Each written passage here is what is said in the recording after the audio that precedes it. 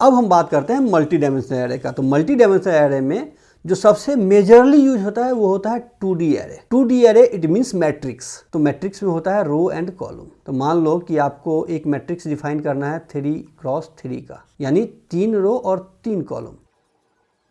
तो ये हो गया हमारा 3 रो और 3 कॉलम का मैट्रिक्स। ये रो है और ये कॉलम है। तो जब आप एरे को डिक्लेयर करोगे लाइक इंट ARR3 तो इट मीन्स कि ये इस टाइप का मैट्रिक्स 3x3 का मैट्रिक्स बना देगा। तो वैल्यू इंसर्ट आप यहाँ से भी कर सकते हो डायरेक्टली 1 2 3 इस टाइप से आपको वैल्यू डालना होगा। 4 5 6 7 8 9 ये आपने फर्स्ट रो में डाला, ये आपने सेकेंड रो में डाला और ये आपने थर्ड रो में डाला। तो इसकी वैल्यू कैसे आएगी? यहाँ पर 1 2 और 3 4 5 6 7 8 और 9। तो रो जो है वो 0 1 एंड 2 होगा, यहाँ पर कॉलम 0 1 एंड 2 होगा। यानी 0 0 अगर आप एक्सेस कर रहे हो तो रो 0 और कॉलम 0। तो रो 0 ये है, कॉलम 0 ये है, यानी ये सेल आप एक्सेस कर रहे हो। अब मान लो कि आपको एक्सेस करना है ARR1,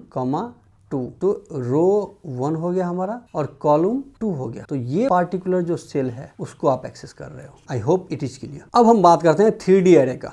तो एरे में जो 3 डायमेंशनल एरे होता है उसमें आपको 3 साइज लेने होंगे। तो आप उसको कैसे डिक्लेयर करोगे? इंट ARR और यहाँ पर 3 साइज आएंगे, 2 सपोज 4 और यहाँ पर हम 3 लेते हैं। तो ये जो लास्ट वाला पार्ट है ये आप कह सकते हो कि इनर एरे का जो कॉलम है वो है।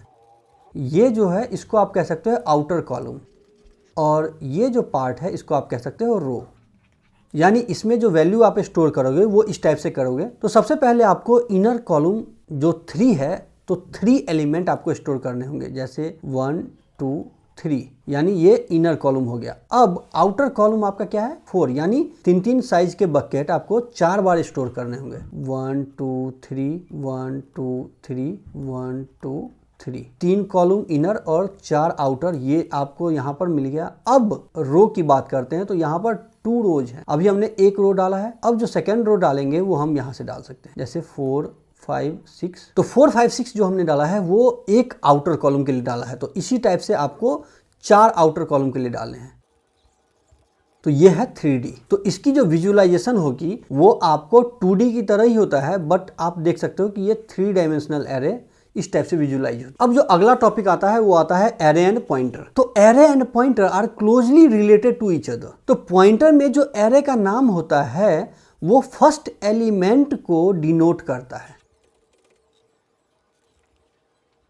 तो ARR5 अगर आपने किया तो ये जो ARR है ये फर्स्ट एलिमेंट को डिनोट करता है, और इसके बेस पर अगर आप ARR++ करोगे तो ये एरे के पॉइंटर को इंक्रीमेंट करता चला जाएगा। यानी हम इस प्रोग्राम से समझते हैं कि हमने क्या किया, यहाँ पर एक एरे ले लिया जिसका साइज 5 है। Here we are creating a pointer, ठीक है। और उस पॉइंटर में हमने क्या किया कि एरे को इनिशियलाइज करवा दिया।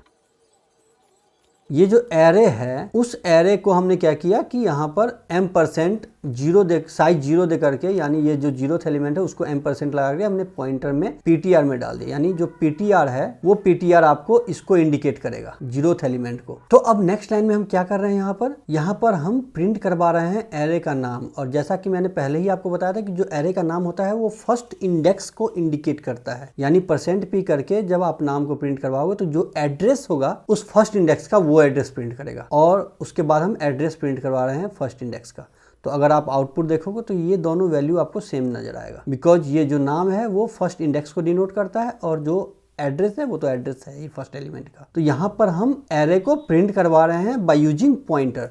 तो जैसा कि मैंने बताया आपको कि हम जब $PTR++ करेंगे तो ये क्या करेगा, इस पार्टिकुलर एड्रेस पर इंक्रीमेंट करता चला जाएगा। यानी 0 1 2 3 4 है तो ये क्या करेगा, i = 0 है, <5 तक चलेगा, और यहाँ पर $PTR++ करता चला गया। यानी यहाँ पर ये फर्स्ट इंडेक्स को प्रिंट करेगा, सेकंड को प्रिंट करेगा, थर्ड को करेगा, फोर्थ एंड फिफ्थ को करेगा। अब पॉइंटर के वैल्यू को अगर आपको प्रिंट करवाना होगा तो आपको प्रिंट करवाना है स्टार से, तभी ये प्रिंट करेगा वैल्यू को, अदरवाइज ये एड्रेस को डिनोट करता है। अब जो नेक्स्ट टॉपिक है वो है कि हमको एरे को पास करना है फंक्शन के पैरामीटर में। तो जब भी हम एरे को किसी भी फंक्शन के पैरामीटर में पास करेंगे तो ये एज अ पॉइंटर पास होता है, ठीक है। तो जैसे कि अगर आप ये एग्जांपल देखो, यहाँ पर हमने एक प्रिंट एरे करके एक फंक्शन लिया है जिसमें जो आर्गुमेंट है वो एरे है, इंटीजर, और यहाँ पर हमने क्या किया है, वैल्यू को प्रिंट किया है। अब अगर आप मेन में देखोगे तो यहाँ पर हमने क्या किया कि एक एरे बनाया, यानी ये एक एरे है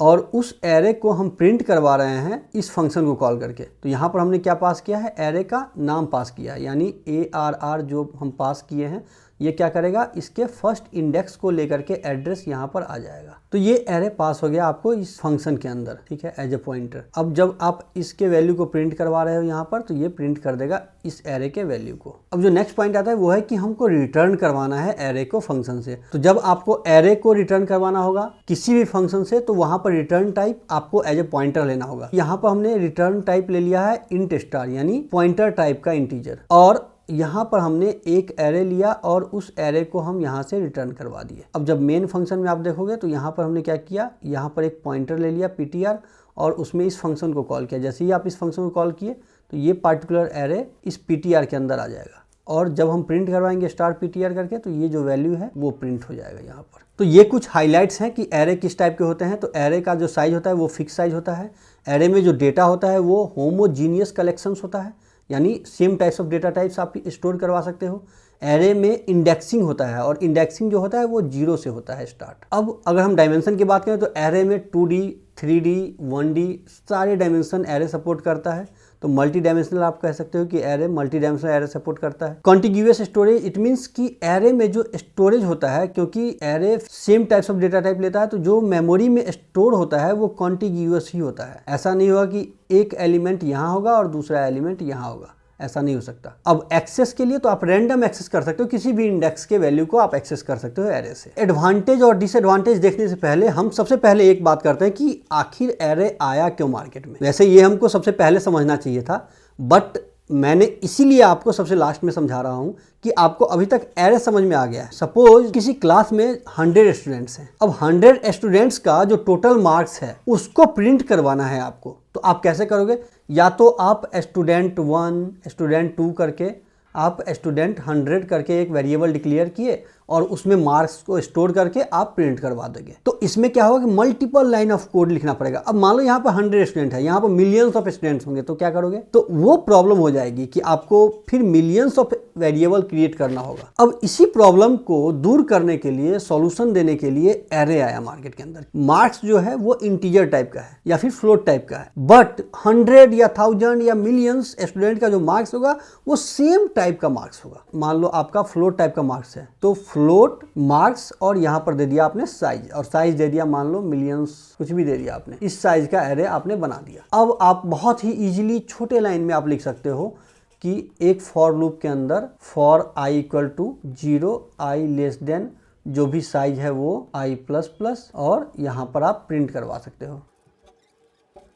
तो इसी वजह से एरे यूज होता है कि आपको जब same types of data type को स्टोर करवाना हो तो आपको मल्टीपल वेरिएबल यूज करने की जरूरत नहीं है। आप एक single variable, single array define कर दो और उसके अंदर वो सारे वैल्यू को यूज कर लो। तो अगर हम अब एडवांटेज की बात करते हैं तो एरे में जो सबसे बड़ा एडवांटेज होता है वो होता है कि फास्ट एक्सेस और रैंडम एक्सेस आप कर सकते हो एलिमेंट का। जो सेकंड एडवांटेज की अगर हम बात करें, बहुत ही छोटा लाइन का कोड आप लिख सकते हो। जैसे मिलियंस ऑफ स्टूडेंट का मार्क्स अगर आपको स्टोर करवाना हो तो मिलियंस ऑफ वेरिएबल्स बनाने की जरूरत नहीं है, एक ही वेरिएबल और 2 से 3 लाइन के कोड में आपका कहानी खत्म हो जाएगा। ट्रैवर्सल जो लूप के थ्रू हम करते हैं वो इजी होता है ट्रैवर्सिंग करना। अगर हम डिसएडवांटेज की बात करें तो सबसे पहला जो डिसएडवांटेज होता है वो होता है क्योंकि ये fix size of number support करता है, तो आपको रन टाइम पर अगर डायनेमिक वैल्यू चेंज करना हो तो वो आप नहीं कर सकते एरे में। दूसरा डिसएडवांटेज जो है वो है इंसर्शन और डिलीशन जो आप करते हो एक एरे के अंदर वो कॉस्टली होता है। कॉस्टली इट मीन्स कि जो टाइम टेकन होता है, क्योंकि वो हर बार रीअरेंज करता है एरे को। अब हम कुछ प्रोग्राम्स की बात कर लेते हैं। कुछ प्रोग्राम हमने यहाँ पर लिख रखा है, आप बहुत सारे प्रोग्राम्स बना सकते हो, बहुत सारे प्रोग्राम्स हैं एरे के बेस पर। तो जो सबसे पहला प्रोग्राम है वो है बेसिक इनपुट और आउटपुट का एरे का। एक एरे हमने डिक्लेयर किया, स्कैनएफ के थ्रू हमने एरे को ले लिया यूजर से और प्रिंटएफ में %d करके यहाँ पर हम वैल्यू को प्रिंट करवा दिए, यानी यूजर ने इनपुट दिया ये और फिर हमने आउटपुट दे दिया ये। अब जो दूसरा प्रोग्राम है वो है कि अगर आपको एवरेज निकालना है फ्रॉम अ गिवन लिस्ट, यानी ये मान लो कि यहाँ पर हमने एक एरे ले लिया 10, 20, 30, 40 एंड 50। अब हमें इसका एवरेज निकालना है, तो हम सबसे पहले क्या करते हैं, यहाँ पर एरे ले लेते हैं, एरे का साइज निकाल लेते हैं और फिर हम उस फंक्शन को कॉल कर लेते हैं। और इस फंक्शन में क्या होता है, यहाँ पर हमने सबसे पहले एक सम ले लिया, सम इक्वल टू 0। अब इस एरे के जो भी एलिमेंट हैं उस सब को हमने सम में ऐड करता हुआ चला गया और लास्ट में जाकर के सम बाई साइज कर दिया, यानी 10, 20, 30, 40 और 50 ये एरे है। सम इक्वल टू 150 और जो साइज है size equal to 5। So average equal to sum by size यानी 30। उसी टाइप से आपको लार्जेस्ट नंबर अगर निकालना है किसी भी एरे में तो वो आप इफ कंडीशन दे करके लार्जेस्ट नंबर निकाल सकते हो, ये जो पार्टिकुलर लॉजिक है। और सबसे लास्ट में पॉइंटर और एरे में जो डिफरेंस है वो हमने यहाँ पर मेंशन कर दिया है, आप एक बार इसको पढ़ लेना। इसका लिंक आपको डिस्क्रिप्शन में मिल जाएगा, तो वहां से आप इस कंप्लीट ब्लॉग को एक बार देख लेना, इसके कोड को रन कर लेना। अब एरे के ऊपर जो भी आपका क्वेश्चंस है वो क्वेश्चंस आप रेज कर सकते हो, कमेंट बॉक्स में डाल सकते हो, आपको उसका सॉल्यूशन मिल जाएगा। तो अगर आपने चैनल को सब्सक्राइब नहीं किया तो प्लीज़ चैनल को सब्सक्राइब कर लें। वीडियो अगर अच्छा लगता है तो प्लीज़ वीडियो को लाइक एंड शेयर करें। अभी के लिए लेते हैं हम विदा, धन्यवाद।